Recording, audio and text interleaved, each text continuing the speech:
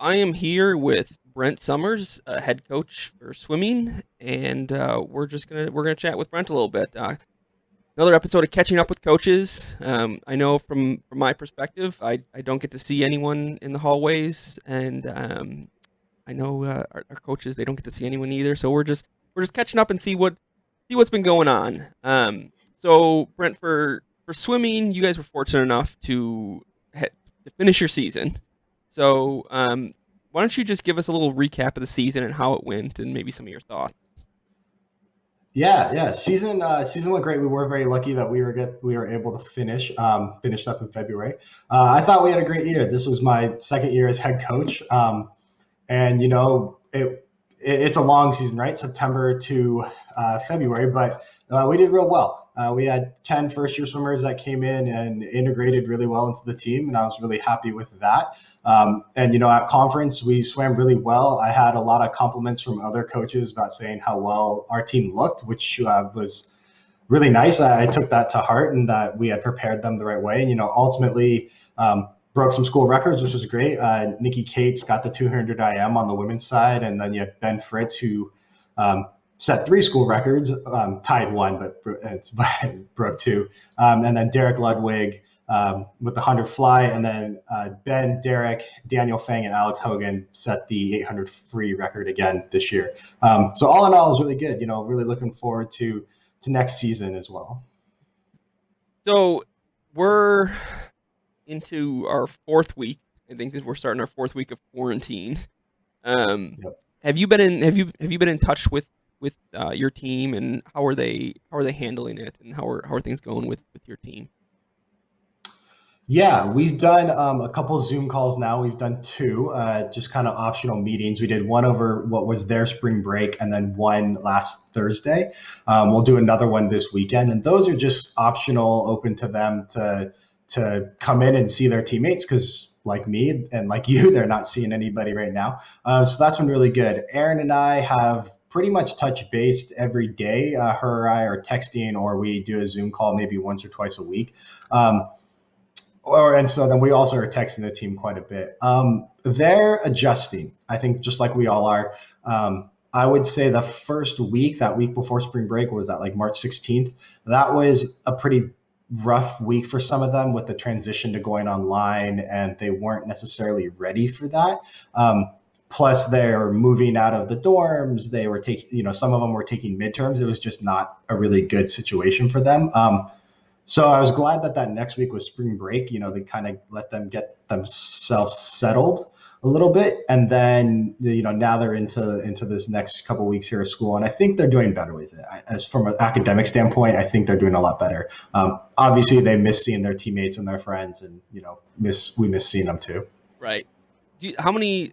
Most of your team is has gone home at this point. Is there anyone still left on campus or in town? Yeah, I would actually say we have about two-thirds who have gone home, and then another one third that are still here. Most of our juniors and seniors who lived off campus are still here, and then we've got another four or five in the dorms that have chosen to stay. So there's actually a good amount who are here. It's funny. I think six of them are neighbors. Like three who live in one house and three live in the house right next door. So they've been able to kind of have a little bit more contact than maybe some other people will. But yeah, a lot of the upper class is still here. So what?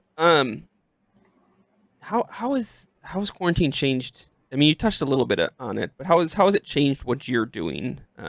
Obviously, you're not in the office, and um, you're not seeing your team face to face.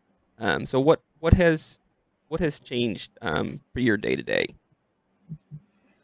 Yeah, my day to day is a lot less structured. I feel like trying to be better about that and be on a structure. It's caused me to be a lot more forgiving on myself for not getting stuff done.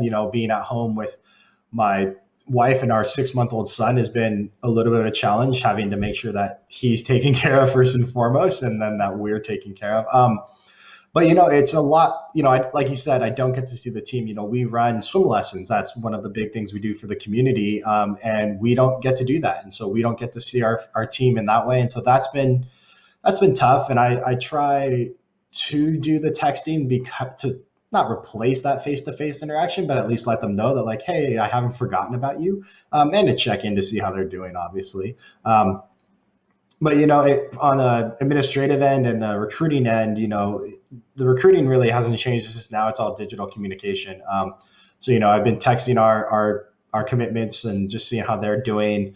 I actually spoke to two of them this morning, as well as continuing to try to recruit the ones who have yet to commit. And unfortunately, as we all know, that the campus is closed. So getting creative with ways is digital tours of campus, digital tours of Sparks, and then just offering that texting, phone call, or as in digital face to face as we can get with Zoom or FaceTime or stuff like that.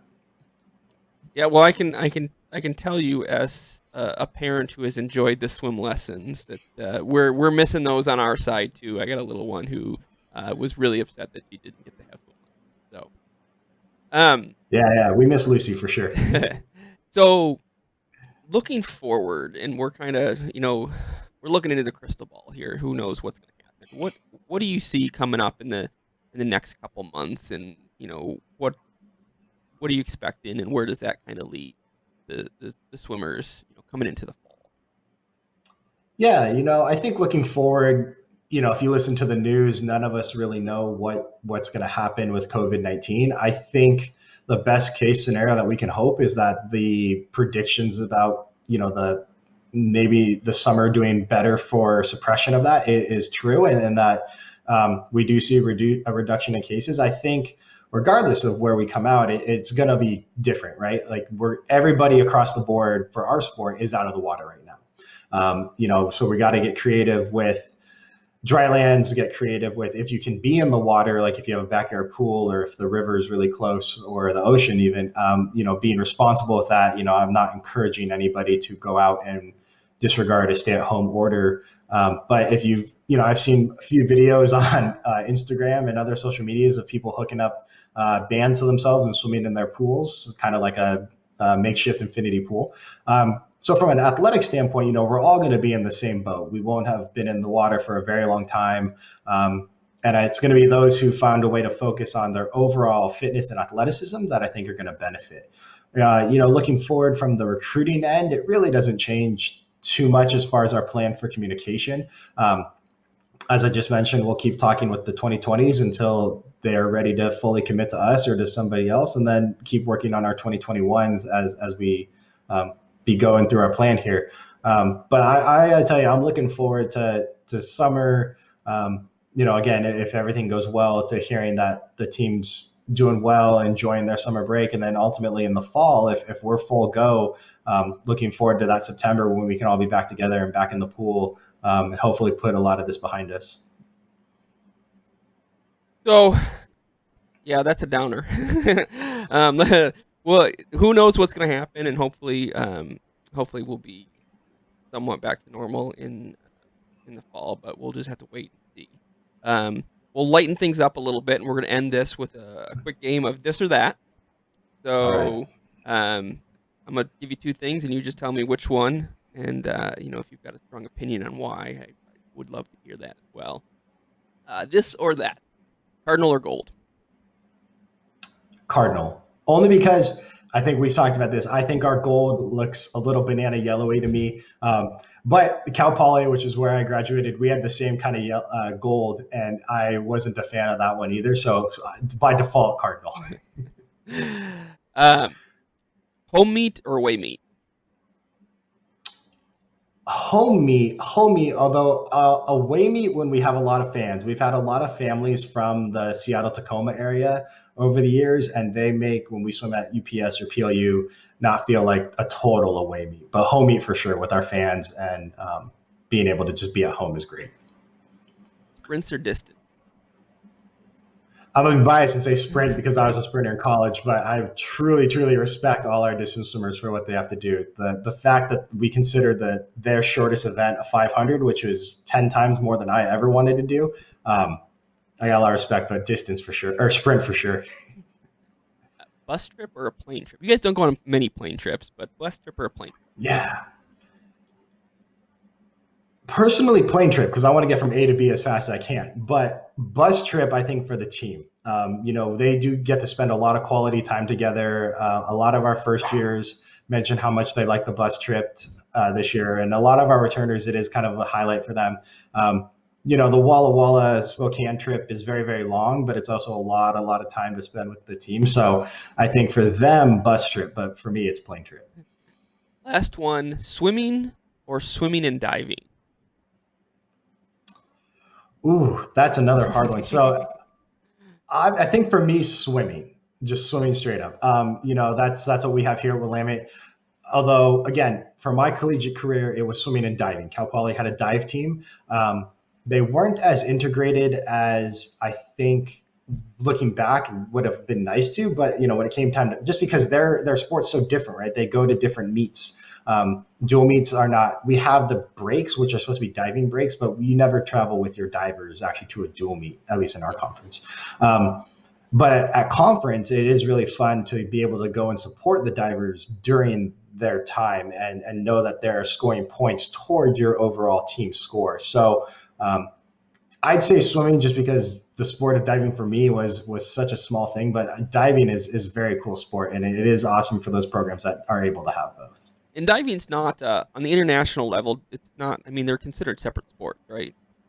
Right. Yeah, exactly. At the international level, they are separate sports, but at the collegiate level, they are definitely combined. So you'll see at the NCAA level, at nationals, they'll have diving often beforehand or during the meet sometimes, but you'll see that it'll say like, oh, USC is going in with a 100-point lead because of diving, and that's because they had a bunch of great divers. But at the end of the day, swimming, just in the grand scheme of swimming and diving championship points, swimming just scores so many more. So you look at a university like Cal Berkeley or Texas, which Texas has some divers, but Cal really not so much. But because of their depth of swimming, they just are able to overcome that. But diving definitely helps, and I think that's one of the cool things about collegiate swim and dive is that divers are integrated into that sport, even if it is very separate at times.